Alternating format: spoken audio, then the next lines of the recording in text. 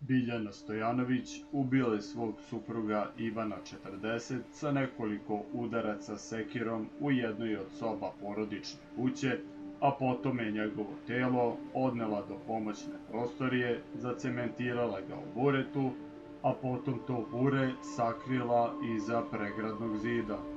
Veliko poštovanje, dobrodošli na kanal Srbija Info.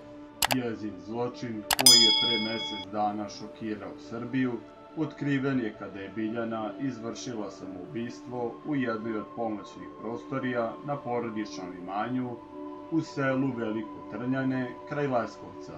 Porodica je njen nestanak prijavila 4 dana ranije, a kada su pretražili imanje, pronašli su njeno telo. Utvrđeno je da se Biljana otrovala i tako sebi oduzela život.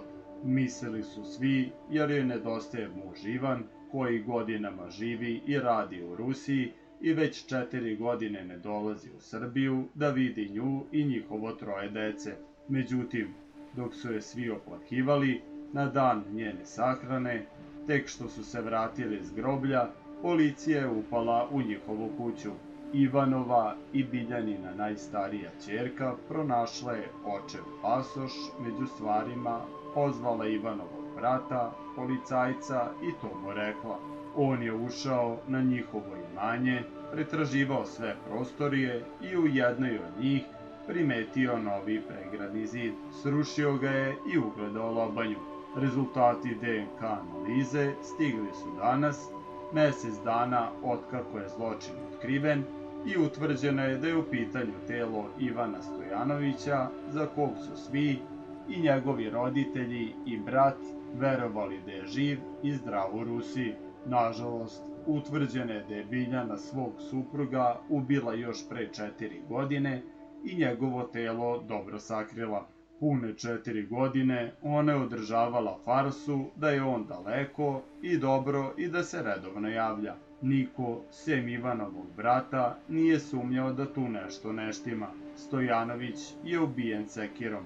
Sumnja se da se zločin dogodio u jednoj od soba porodične kuće. Samo ta prostorija je naknadno prekrečena, kaže izvor blizak istrazi. Upravo iz jedne od prostorija izbačen je i tepih. Sumnja se da je to zbog tragova krvi na njemu. Toksikološka analiza, čiji su rezultati takođe danas stigli, potvrdila je da Ivan u organizmu nije imao nikakve toksične materije. Toksikološka analiza je rađena da bi se pouzdano utvrdilo da li je Stojanović bio otrovan ili omamljen nekim lekovima pre ubistva, ali ništa nedozvoljeno nije pronađeno u njegovoj krvi, kaže izvor. Iako se sumnjalo da je Biljana supruga omamila nekim lekovima, a potom ga ubila udarcem sekirom i njegovo telo stavila u metalno bure koje je kasnije zabetonirala u jednoj od pomoćnih prostorija kraj porodične kuće, ovo potvrđuje da se zločin ipak odigrao na još brutalniji način. Da li je Biljana imala pomagača, još nije poznato, ali dosadašnji rezultati istrage na to ne upućuju, iako je ona bila žena sitnije građe. Zločin je izvršila poput profesionalnog ubice i potom je gotovo 4 godine uspevala da krije Ivanovu smrt. Svima je govorila da je u Rusiji, gde je i ranije radio, ali je priča o njegovom javljanju menjala u zavisnosti od toga kome je pričala. Njegovu porodicu, koja nije znala da koristi Viber, niti društvene mreže, govorila je da se redovno javlja, glumila da je taman prekinuo razgovor kad su oni došli, te da ne može u tom trenutku da priča i slično, ali da je dobro i da je sve u redu.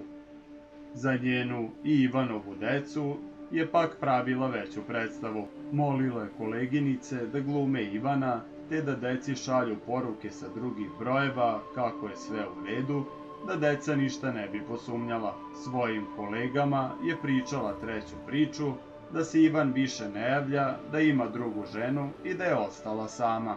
Tu priču ispričala i svom ljubavniku, upravo se za njega verovalo da je pomogao Biljani da prikrije ovaj zločin Međutim, dokaza koji ga povezuju s mestom ubistva do sada nije bilo.